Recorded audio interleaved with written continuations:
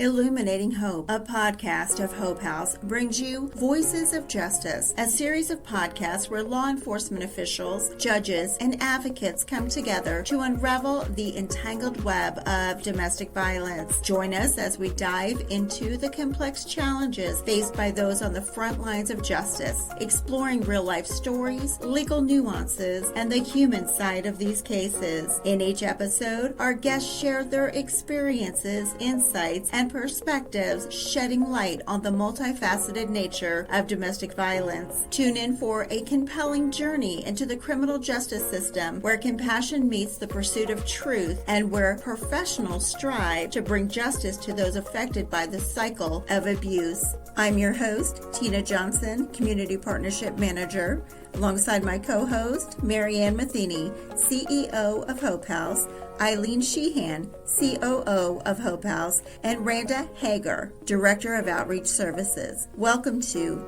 Illuminating Hope, a podcast of Hope House. Chief Bob Muenz assumed the role of Chief of Police in Blue Springs on October 1st, 2017, following a distinguished career in law enforcement spanning over 3 decades. His journey commenced in 1992 in Warrenton, Missouri, with unwavering dedication. Before his appointment as Chief in Blue Springs, Chief Muenz was the Chief of Police in Oak Grove for a decade, where he began as supervisor in 1999. His tenure in Oak Grove is a testament to his commitment to professional growth and development. Notably, he recently completed the prestigious FBI National Academy Session 266, further enhancing his skills and expertise in law enforcement. Chief Muenz, alongside his wife Susie, have been a resident of Blue Springs since 1999. Together, they have raised 2 children. Chief Muenz's association with the Blue Springs Police Department dates to November 2012, underscoring not only his professional dedication, but also his deep-rooted commitment to service and supporting the local community. Welcome to the Illuminating Hope podcast. Today, we want to welcome Chief Bob Muenz. Welcome to the podcast. Well, thank you. It's great to be here. I want to dive right in with you, and I want to ask you a question. How did your view of domestic violence calls as an officer compared to as the Chief of Police right now? Well, I think it's interesting because as an officer, you're going from call to call, whether it be domestic violence or some other call, and you're focused on, especially on the domestic violence situations, getting the help where it's needed, getting the resources out there. But you want to resolve the situation right then. You want to take care of your shift, take care of your call, get on to the next one. You're focused on the victim, but it's a different level of focus than when you're an administrator. As an administrator, I think funny how that shifts, because now your focus becomes more centered on the victim, balanced with the officer, because you want to make sure the officers are getting resources to the victim and solving the problem. Take as much time as necessary. Don't worry about getting to that next call. And then you're worried about their safety and that they're doing the right thing, taking the right actions. And I think that's how that balance changes. It's been a long time since I worked the road, but I remember the focus was a little different. Have you seen that change over time just in general, or do you think it's still that way for the officers now? I think it's changed a little bit. I'd like to hope that it's changed a lot. I still think it depends on the agency, the level of calls for service they have, how much time they have, the supervision they get. Are they allowed time to handle the call, or are they encouraged to get in there and take care of business and move on to the next one because they've got other people waiting? It depends on, is it an argument, is it a disturbance, or is there actually a report of violence that had happened, because that escalates the call. And then I think too, there's that level of, this is the 5th time I've been here in a week. When is this going to change, and what can I do to resolve this? You've got to be able to turn off that frustration level as an officer and deal with it as a new event or a continuing event, so you can get the victim help. I think as administrator, you want to make sure that they're doing that and taking their time. I remember back when I started, and as a younger officer, you don't have that higher viewpoint, that 50,000 foot viewpoint. You're in there to solve a problem and take care of business and get them help and then move on, and hopefully that you don't come back, and hopefully they get help, or you make the arrest if it has to be, and you're worried about, well, the statute says I have to make an arrest, and if I don't make an arrest, I have to document, or I have to do this, and I have to provide a pamphlet, and you're wanting to check all of those boxes. I think over time, officers are becoming more aware of you have to take care of the victim. It's a community-oriented kind of a philosophy and victim-centric and all those buzzwords that people use. I would like to think that they're doing that. There is a heightened awareness to take care of the victim. Do you ever hear from officers that maybe don't like that approach of being victim-centric, that makes them too much of a social worker, and they're not social workers, they're there to apprehend the criminals? Do you get any of that, or is it pretty well received? No, I don't hear any of that.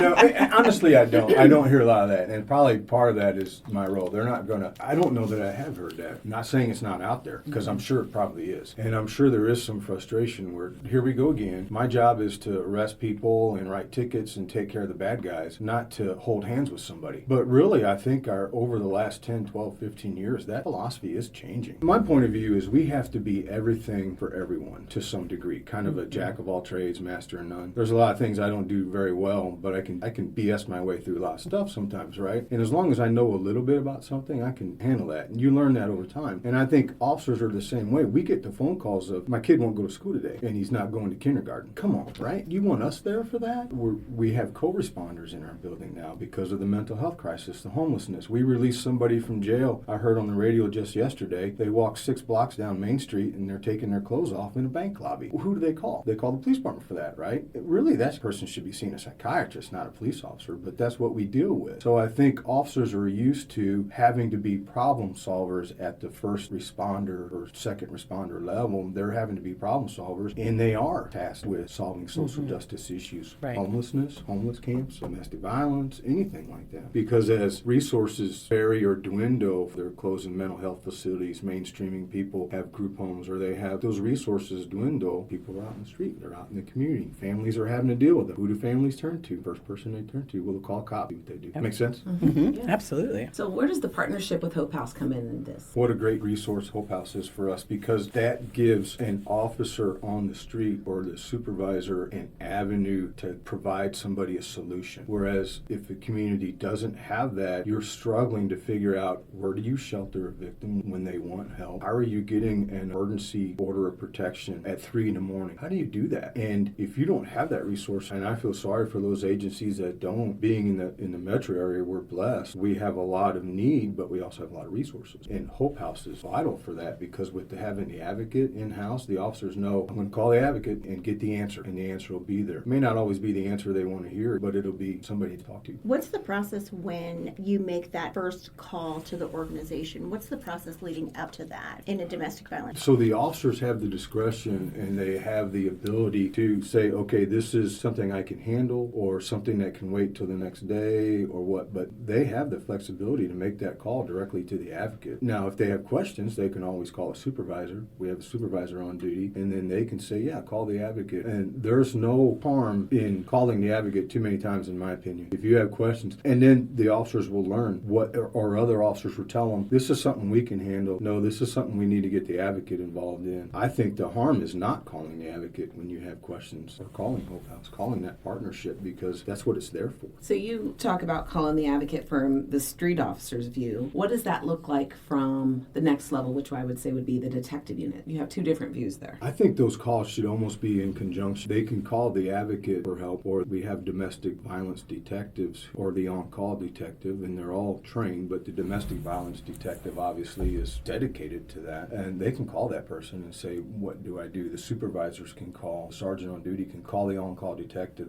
This needs to be a 24-hour hold. We need to get an emergency restraining order. But I think having that dedicated detective to follow up on those cases is important too. Thankfully, we have that grant to help pay for that. We have commitment to the victims, because it's such an issue all over, but we have that issue in Blue Springs, unfortunately. So, but I think also one of the key parts of that too is that lethality assessment. When I was handling calls on the road eons ago, we didn't have that. You had that in your head. You had to kind of like, there was no checklist. You just, okay, and assess the situation, you make that decision. Now the officers have that lethality checklist that really guides them and helps them, in my opinion, to help make those decisions. You had brought up an order of protection. How does that piece of paper actually help the police department? Because there's a myth that it is just a piece of paper. Well, I've heard that over the years. Well, this is just a piece of paper. It won't stop bullets. Well, it won't. It doesn't, right? But without that, we don't have a resource in our pocket to force somebody to leave or not have contact. There's no enforcement mechanism then. So that order of protection, whether it be a full order or an ex parte, is huge, because then we can say, no, you're not supposed to be here. Guess what? You're going to jail. Or no, you're not supposed to be contacting this person, and that includes text and email. You have a violation. You're going to go to court. If you have, I forget how many of the repeat offenses it is that it becomes a felony then. Now you're talking some serious repercussions for violating those. So it becomes much more than just a piece of paper. And the key is to educate the person that needs to get one. Yes, this is a piece of paper. This is a court order. It's not going to protect you unless you work with us and help enforce that. How can Hope House be a better resource for the Blue Springs Police Department? What can we do to further our partnership? Wow, I don't know how much more I hadn't thought about that. We have a great advocate in our building that's provided by Hope House. We have a great partnership on the grant, which is huge, because without that, we don't have the prosecutor and all that, the detective, the training. The Hope House is already in our building a lot doing training for the officers. I guess if we increase the size of the grant and hire another detective, to have a second detective to avoid burnout for that domestic violence detective, we do that now with other detectives, but to kind of monitor that caseload. The benefit of our 10-hour schedule with the patrol officers is that they have all these training days built in during the month, and we'll have every year, if not twice a year, we have somebody come in and talk about domestic violence. I think what that says to me, though, and just listening to you talking about the different ways that we connect, is that we've been working together for quite some time, formally and informally, even before the grant. But inevitably, we run across people who aren't aware of the partnership and are surprised at the level of connections that we have and the resources that we provide each other. I guess I just continue to be amazed at the number of people who are like, oh, I didn't know you guys did that. I wasn't aware of that. So to me, just how do we get that awareness out there to people so that when you respond to a call, that victim is aware and can access resources? And Eileen, if you have other ideas, but to me, I continue to be amazed at the number of people in our communities that still don't know about the connections and the resources that we have. You're talking about the general public. Correct. Right? I don't know, because it's kind of one of those things when you're in it, you think, well, everybody knows about it. Hope House, or what a domestic violence shelter does. And then you go into, for example, a Rotary meeting or a Lions Club or a Chamber of Commerce meeting, and you'd be surprised how many people, we have domestic violence in Blue Springs? Right. Right. And this is how we handle that, and this is what, there's a place called Hope House? And I'm like, well, how do you not know about their fundraisers and their outreach programs? And because I see it, there's that fine line. You have to protect the role of Hope House. Too much public knowledge is not a good thing to some degree, but some public knowledge is needed in order to advance the efforts. And I think this is a prime example of one way to make that awareness. You and I were in Rotary 20-some years together. And I would talk at least once a year, at least do a formal program. And there were always people who were like, oh, I didn't know you did that. I wasn't aware. And so it is a constant, we are always needing to let people know about the level. But I think when you also then start talking about the connections with the police department, that law enforcement connection, people are very unaware of how tied in we are together and how closely we work together and how important that is. And not only, it is extremely important from our perspective for sure that we need to make sure that the victim has the resources that they need, but it's really important that the offender be held accountable as well, because our work will never end. Your work, our work will never end until we can hold people accountable, and hopefully at some point in time that behavior would stop. You would hope so. On one hand is job security, right? That's right. It's never going to go away. There's always going to be some level. But on the other hand, you hope that all the efforts that we're doing between Hope House and the court system that encompasses the whole justice system, that we're holding the offenders accountable and prosecuting them. And say what you want about Jackson County, I think that they do a pretty good job about trying to hold those offenders accountable in a big county with a high population. Right. I think it's important. All those factors combined, that you would like it to not happen someday, but I don't know, that's a lofty goal. It is. The level of cooperation and collaboration that we have now is light years from where it was. And I do think that as we've done that, more services have been available to victims, more training, more education for officers, and abusers being held accountable. Yeah, I think that the great work you guys have been doing, and it has come light years from 20, 30 years ago, and I think it's only going to improve. You're always striving for perfection, and then hopefully someday you'll get there. For all of the years that you've been in law enforcement, I am sure you've seen more female officers, more female law enforcement come into the department. How do you think that has changed law enforcement today, having more female officers?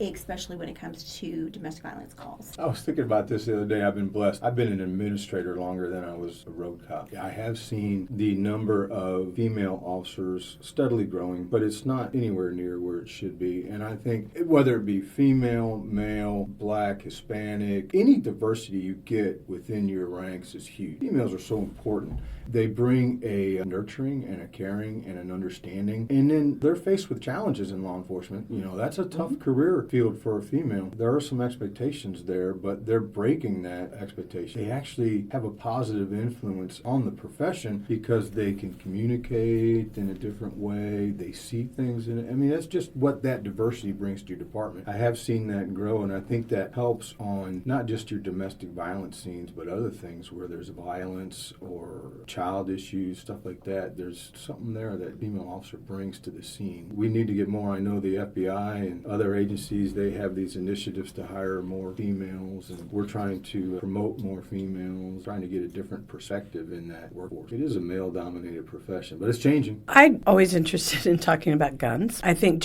and I always do the preface that I'm not saying guns are bad or we're having a conversation about whether guns should be in people's possession. But we do know that with domestic violence, when there's a gun present, opportunity for lethality or that higher level of danger increases for domestic violence victims. Right. So I'm just curious from the law enforcement perspective, how do guns play into a call that you would get? That's an interesting thought because domestic violence calls are some of the most dangerous calls that, as a chief, you work to make sure the officers are safe. And I think one of the things I've done and what I try to tell people is on any call, but especially domestic violence, assume there's a weapon involved of some sort and assume that there's a gun there. Treat everybody as if they have a gun until you know they don't. And I think that any kind of access to a weapon, screwdriver, anything, just heightens. But having a gun, like you said, we're a nation of guns and people have guns and you're not going to take them from them. But I think that I'm not talking about gun control and everything. I think you have to recognize that are out there. You have to train to that and you have to educate to that. Realize, that's why our dispatchers ask, is there a weapon involved? Is there a gun involved? So that the officers know before they get to the scene, hopefully, whether or not a gun is involved. But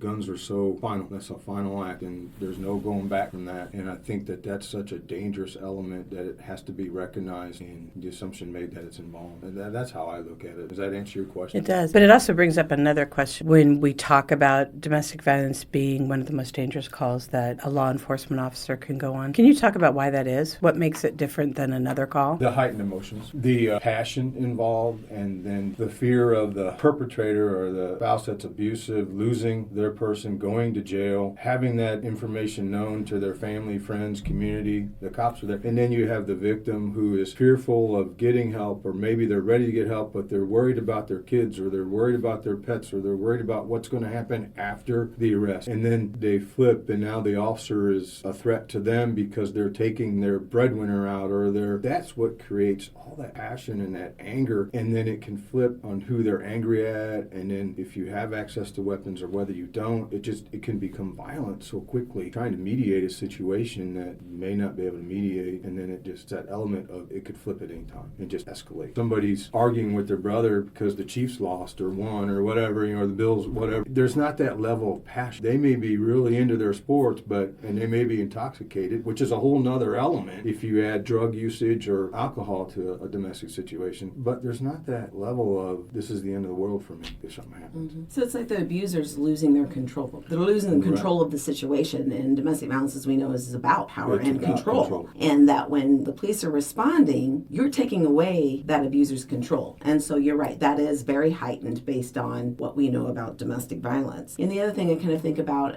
is the pattern of response. The abuser knows how the police respond to the house because maybe they've been there 4 or 5 times, so they know how they come to the door, what they're doing. That is another heightened level that this person's expecting that the police have been called. They're expecting the police to show up. This is how it's done before. And if you're taking away their control, as we know, see the pattern goes up in a domestic violence call with their victim, we know that pattern's also going to go up with the officer. If an abuser isn't held accountable at any of these 4 times before, and this 5th time, they know they're going to go to jail because that's what's been said to them, all bets are off, and it becomes very dangerous for all involved. Right. And that's where you get into some of those ambush situations. Yes. And okay, so the abuse happened, the call all happened. They're coming in. They know the officers, or you said, if they've been there, they know they're going to park away. They're going to walk up. Or if they can get them to drive up. Unfortunately, the most severe is they come out guns blazing because it's the end to them. You know?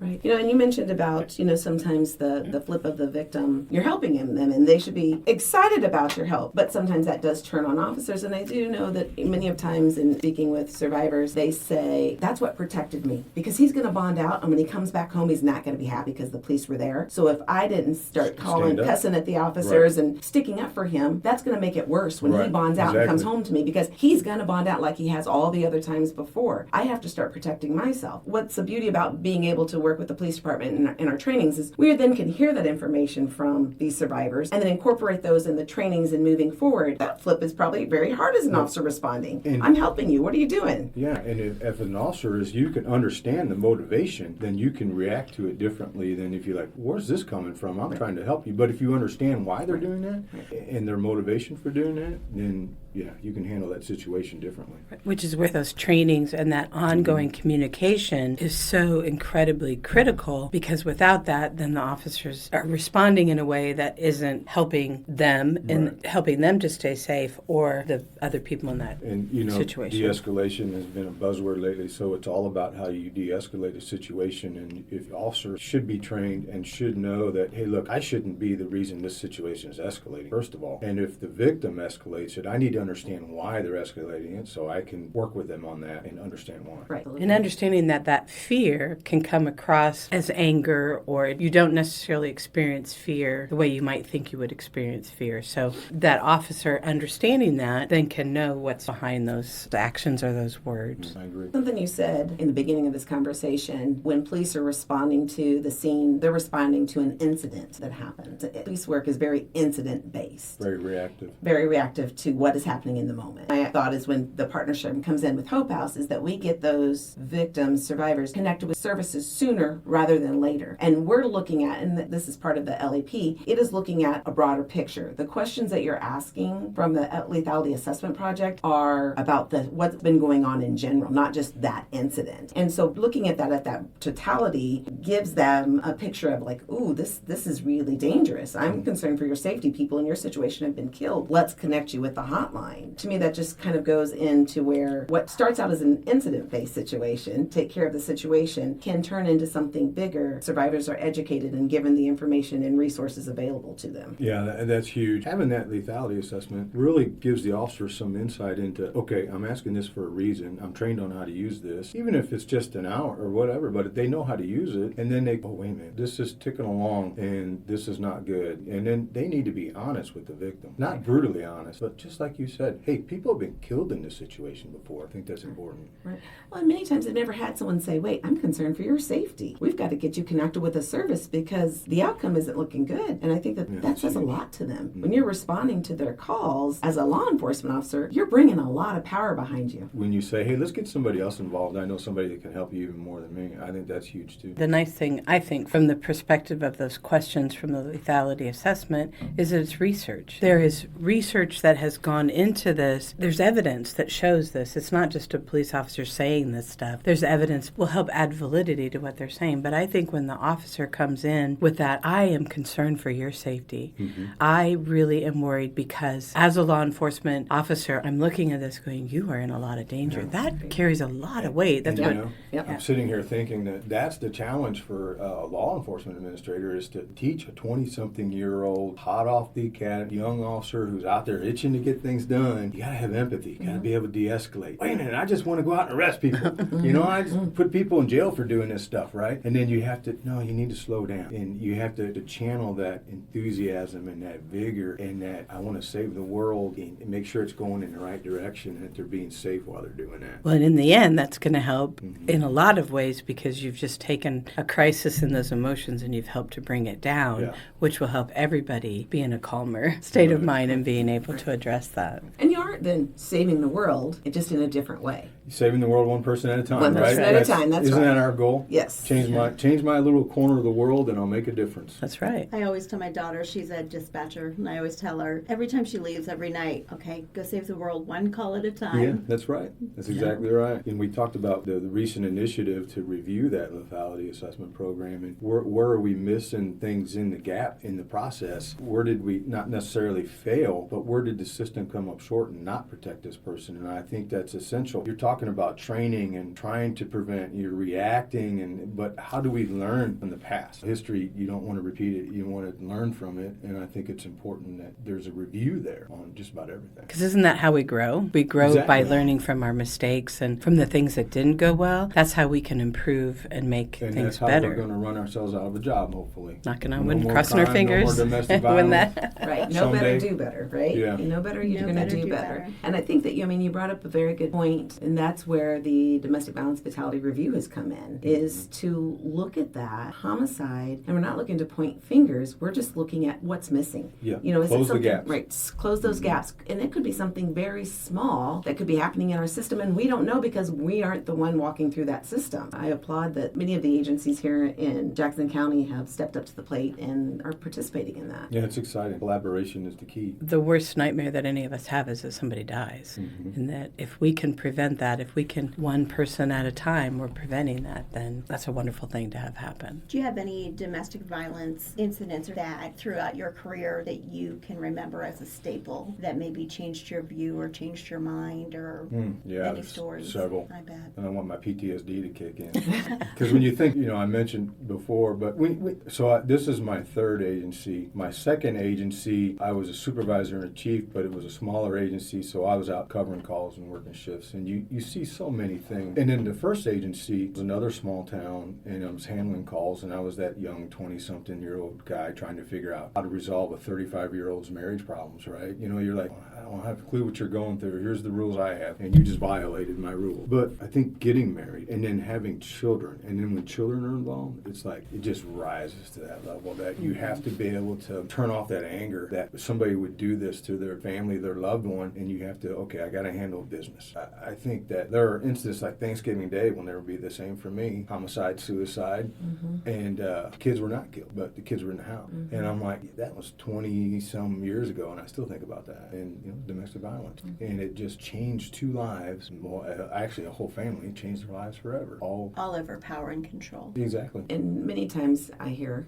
folks tell me, well, domestic violence, that's a family issue. But just like those two people lost, their lives are gone, but their children, and then their friends, their family that affects. And then just as you said, every Thanksgiving is now kind of tweaked a little different for you based upon this experience that you had during Thanksgiving. Right? You deal with it, you compartmentalize, you use that, and you learn from that, and you grow. But also it's like, okay, how do you prevent that? How can I stop that? So that the next call you go on where you see, oh, wow, that lethality review or that, can I stop this from getting to this level? What can I do? And I'll keep trying until we get this situation resolved. We're talking about training and all that, but it's also about communication and everything, collaboration. To also think about domestic violence, it cannot just be a family issue. It cannot be. That's what I was going to say. It has to be a community issue. We're not in the 1930s or 50s anymore where it's what happens behind closed doors happens behind closed doors. We don't do that. That's changing. It has been changing over the years, the domestic violence. It needs to be better. We need to report these things. It's almost like terrorism. If you see something funny, report it. If you see something going on in your neighbors, don't be afraid to call, because that's how we're going to get repeated contacts, get more help. It's the same with mental health. Mental health used to be a behind the doors family issue, right? Well, it's not anymore. Mental health is something we can talk about, and it's something we should be talking about, and domestic violence is the same way. We should be talking about these issues because that's how we're going to work ourselves out of a job. That's right. Absolutely. And speaking about our victims, it's not uncommon for our clients to be uncomfortable with law enforcement or working with law enforcement or confiding in law enforcement. What are some best practices that your department does to help counteract that? I think outreach programs are huge. I mean outreach programs in a broad sense. Our National Night Out, our Girls on Fire program, which teaches young ladies, you guys are involved in that, our Life Sports for Boys, our Citizens Police Academies, our Neighborhood Watch. Anytime we can get in front of people and talk about a situation, whether it be domestic violence or anything, you never know who you're touching. It's like I talk to the Citizens Police Academies and I get excited because there may be 10 people sitting in that audience or 20, but every time we make a connection and they learn what law enforcement is and what the Blue Springs Police Department can do, or what Hope House or our prosecutor or our dispatcher or whatever, we bring all kinds of people into those sessions, right? That's building trust and that's building a relationship so that maybe they can finally say, you're not talking to me about my problem, but I trust you now and I will come to you with my problem, or I will report it, or I know what to do when I see something 2 houses down and I know, oh, that's not a good situation. I know who to call. And I think those outreach programs are just huge to develop that relationship and that trust. You know, I always kid because if I can reach 20 people at a time and we're on our 40-something Citizens Police Academy class, the next time they're in Quick Trip and somebody's bashing about the department, well, I know why they do that. Or I have this theory about social media. If somebody's bashing the police department on social media, I figure it's like arguing with a drunk. I'm never going to win. So I try to stay away from that until it becomes to where we as department need to step in, cancel a myth or something. But other people get on social media and go after the people that are posting and say, no, I know why the police department did this and you broke the law, you know, something like that, you know. Right. Then we build that social capital and they can come help us and support. And we're building that like 20-some people at a time through trust, getting to know people. And that helps people feel comfortable when it comes time to, I'm being abused. I finally realized that this is not going to work. I'm done. I'm calling. I think that's key. That's critical. Because that trust can go both ways, too. Then it also helps the officer to be able to be more comfortable in whatever community that they're operating in as well. And because of the lethality assessment, an officer can be trusted whenever they have to say, I really think you're in a dangerous situation, and this is what can happen if you Well, that's choose to certainly stay. the goal. Officers are human, and there's a lot of different personalities and abilities, and some are better at some things than others, and some are really good at that empathy and doing that and handling those situations, and others, they're the kind of officer you want when there's 20 people fighting in a bar and you want them at your back, because they're not going to be trying to de-escalate that, and that you want somebody to protect your back, but you don't want that hard charger necessarily. You got to be able to turn that off. I tell our officers when we hire them, one of the things I tell them is 95% of the time, I want you to be officer professional, caring, treat everybody like they're your grandmother, not a foul word out of your mouth, and ever courteous and everything. But 5% of the time, I need you to turn that on, and you're Billy Bad Boy, and you're in there to kick butt, defend yourself or others, because your life's on the line. And I need you to be able to flip that switch. But I need you to be able to flip it back. Because when the cuffs come on, the fight stops. You're no more kicking and punching and all that stuff. Because we don't want to be on TV. And when the officer can't flip that switch, that's where that advocate can come in. And the officer can get a hold of Right, an and say, advocate hey, I need say, help. hey, Yeah, I need some I help need here. help. I'm not rectifying this situation. What you just described, too, is helping that officer be able to handle any situation and keep themselves safe and keep the people that they're dealing with safe as well. And they're not getting triggered by whatever's getting spit in the face or yelled at or called names. That has to be addressed as well. That, they're like, oh my God. I've always said you can start with yes, sir, and no, ma'am, and then you can start cursing. But once you start cursing, you can't go back to yes, ma'am, no, ma'am, sir. And you have to be able to communicate. Communication is so important for an officer. Be able to think on their feet, communicate, have that ability to recognize what's going on, both verbal, nonverbal, communicate. I mean, I could tell you on 2 hands the number of real good fights I've been in. But I can tell you on lots of hands, fingers, how many fights I talked my way out of. Because it's like, well, and then you have to be able to talk to a banker, a CEO, and you have to be able to talk to a construction worker or a secretary, school secretary. You have to be able to communicate with all different levels, and you learn that over time. Officers have to have command presence as part of their job, Right. but command presence could look different depending upon what's being presented to you. Depending on the situation and depending on the need. Right. There's a reason why state troopers are usually tall and they wear their hat and they look good, because when you're on a country road at 11 o'clock in the middle of nowhere and you have no backup, you are in command and you are in control. And you have to look good and look the role, because that sends a message that you're not going to mess around. You brought up the word trust in folks in the community and building that trust. And I just go back, that makes me just kind of circle this all back around to that's what this grant does. It has a domestic violence detective who is gaining the trust of those survivors, working specifically with them. It gives the advocate, it pays for us to have an advocate who specifically is working with that detective. They work together. They are this face of a system that is really scary and very unknown. But when survivors trust this face that's given to them, then they will call for during an incident, they will call for a violation of an order of protection. So So building trust, again, looks different in a lot of different ways. And that sometimes we hear like, oh, you guys got a grant, but now your domestic violence has gone up. Well, it's gone up because we know that survivors are calling the police because something's happening, because they trust something's going to happen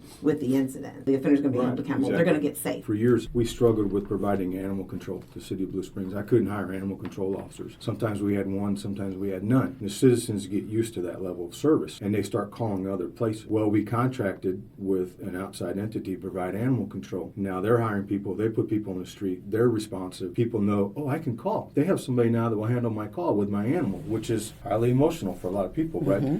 So just guess what? Their call levels are going through the roof because people are calling now again. And I think it's just like domestic violence. We have people that can handle that. We have a great relationship with Hope House. We have all these resources. And I think as you educate people on that, they realize, oh, I can call. There's an answer to this problem. It may not be immediate, but I can get help. And so our call level goes up. Our domestic violence hasn't increased. Right. You know, say what you want about COVID or periods. I believe everything cycles. So yes, domestic violence is going to go up and down. It's a societal problem. The economy has an effect, and all kinds of stuff has an effect on domestic violence. But it's there. Our levels have always been there. They're just people are feeling better, and there's a trust about reporting it, which is why the grant is huge. Having that federal dollar coming in gives us the resources to provide those resources. Because without that, even though we have a commitment to domestic violence, there's a lot of priorities in the police department to say, okay, how do I get boots on the ground? How do I put gas in the cars? How do I have technology to handle these calls? And how do I hire more people and pay them well? This grant provides that avenue to take that burden. Can't thank you enough for coming on today. And is it over already? That we should talk about. You really wanted to tell us something? No, this will be your time. I just like, holy cow, where'd time go? Yeah. Thank you. And not only do we thank you for coming on to the podcast today, but we thank you for your years of dedication and service and for the Blue Springs Police Department's collaboration. I've been blessed, and it's great. I always say that we've got great people working every day to make me look good, and we've got great relationships with places like Hope House that make me look even better. Yeah, I've been blessed. Thank you. Thank you for listening to Illuminating Hope, a podcast of Hope House. A special thank you to our new recurring donor, Carl and Lisa. Learn how you can support Hope House and domestic violence survivors by visiting hopehouse.net.